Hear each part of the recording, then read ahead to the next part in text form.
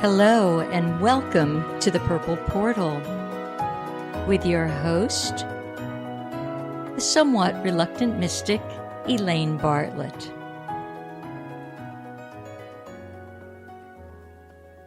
Last week we were speaking about the different energies that were spewed out to raise our consciousness, and these energies were created by a lunar eclipse and a solar eclipse and a retrograde Mercury. Well, we're still in that cycle of retrograde Mercury. And for those of you who have not a clue what I'm talking about with a retrograde Mercury, it has to do with the planet Mercury itself. And it would appear that when it's retrograde, it's going backwards. But it's actually not. It's actually almost, if you will, a smoke and mirrors trick that happens in the heavens. However, in the position that it takes in the heavens, energy is deflected to Earth, as all of the planets do, which I can't quite understand where people ever come to the point of thinking that the planets have nothing to do with their life. They are energy, and they're massive, massive balls of energy, kind of like you and me. Hopefully we're not quite that big, but you get the point. So Mercury is the planet that we attribute, as astrologers, we attribute things like the conscious mind, your thinking, your ability to be focused and clear and present. So when it appears to go backward, and it's a 3-week deal, if you will, it's a 3-week situation, here's what happens. Your airline tickets stand to get mixed up. If you turn left, it should be you turned right. You want to really dot the I's, cross the T's, and be very alert and conscious in a time where this Mercury is moving in a slightly different modality. That being said, most people are terrified of a retrograde Mercury because they've been accustomed to the fact that things get a little scrambled and bamboozled. On the upside, a retrograde Mercury actually brings you into more of a consciousness of what needs to be adjusted from the old. So old personalities from within yourself could surface to be adjusted. You know, that Jekyll and Hyde that hides within inside of you. Well, pull up those characters and adjust them. You could also, though, come across someone from your past, which is always very interesting. You get a love letter finds you that was misplaced for 30 years. I started this radio show in a retrograde Mercury.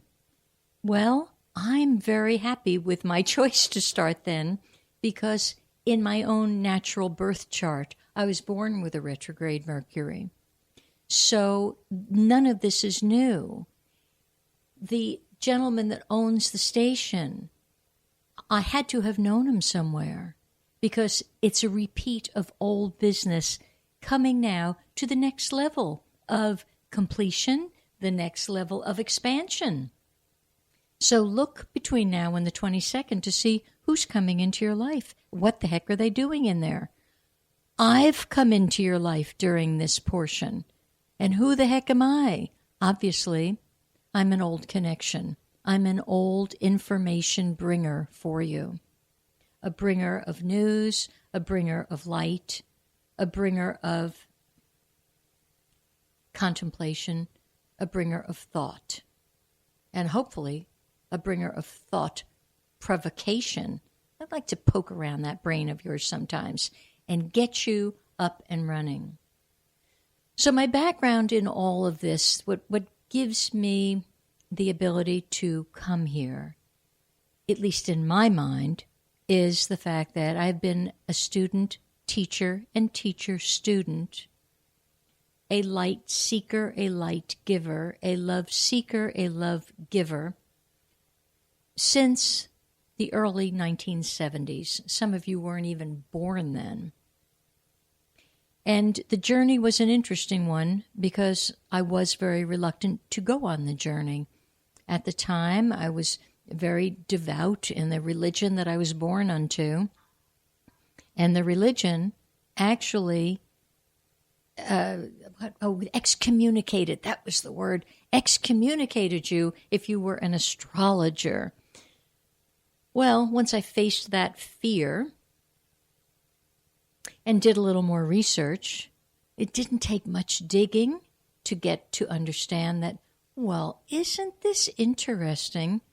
The three wise men just so happen to have been world-class, top-of-the-line astrologers. So I have come along a line of, let me get more information, let me get it, let me give it. And in the process, have learned and embodied many tools that would make it appear sometimes that I'm a darn good rainmaker, miracle maker, when in truth, none of it's a miracle. It's how it actually should be.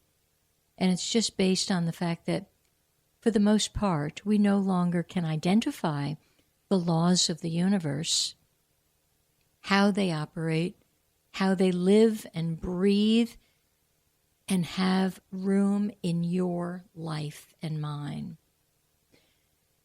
So much has happened in my world that allows me to bring information to you, and I am delighted to do so. One of the things that I had begun to talk about last time, because we're in this Pluto also, Pluto is another planet that's going direct at the end of this month. And Pluto is going to bring some upheaval. And upheaval could be as simple as every belief system that you ever thought about no longer works for you. Your entire wardrobe doesn't work for you. You pick yourself up and move to another state, another town, another country. This is all upheaval. I suspect it will be both personal and global.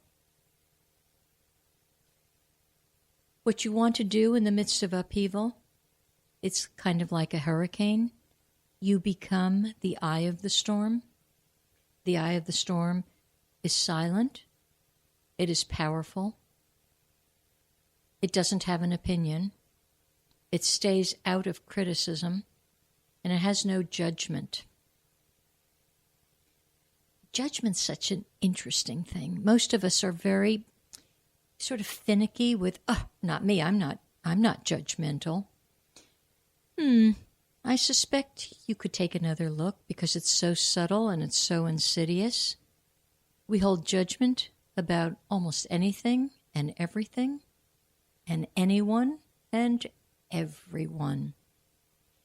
And I'll tell you recently where judgment came into my consciousness, and I had to do a big course correction, which is exactly what the eclipses help you do. You make a course correction. I realized I was holding judgment about our government, about political players in the government, and I was holding judgment against big banking industry. And as I looked at that naturally and really looked deeply, I looked very deeply. I don't just give something a cursory look and then dismiss it and go on. No, I contemplate, I look, I mull, I think about it, I meditate, I cogitate, I'll take a walk along the ocean, and it could go on for days. And all of a sudden, then information starts flooding in because my guides and teachers will try to assist me because they understand the sincerity of heart that I want to make a course correction. So they're going to help. So what they did was they actually allowed me to see and understand the role and the importance of the role that all these kinds of players have in life and have had. And once you understand that that was their job, that's their role, there's really no more judgment because that was their sole contract. And indeed, they had been well hated.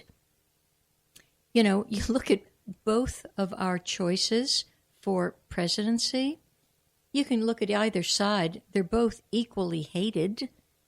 And that's a lot of hatred for a soul to try to understand and accept, because they're feeling it. They don't know who to trust. They don't know who's sincere. I don't think any normal person would want to be, any thinking person, any conscious person would want to be in their shoes, which is why the choices are as they are. Because consciousness means you're aware of the oneness. You're aware of the fact that I can't hurt you. You're one with me. Hurt you, that's the least of it. I can't kill you. I can't rape you. I can't steal from you because you are the other me. That's the consciousness that we're all wanting. We're wanting that kind of leadership. But you can't get what you are not. And only when there is a majority will you have the leadership that you're believing that you want. Only then can people of depth and actually spirituality, consciousness is spirituality. It's the true spirituality. They've woken up. They know who they are. They know why they can't hurt you. They know that if they hurt you, they've just hurt themselves. And unfortunately, they know that, well, maybe if I hurt you, I'll get away with, I won't get hurt because somebody's got my back and I'm protected. Yeah, and then their most favorite beloved child comes down with an incurable disease. That's how it works. And so nobody's getting away with anything. You're not getting away with anything. I'm not getting away with anything. We only have come here to put the effort in to remember. The remembering of who you are. But to do that, I think we've got to look at some of the wounds that you and I are carrying. They're actually in our DNA. They are encoded in our DNA. They're actually called the 6 core wounds of humanity.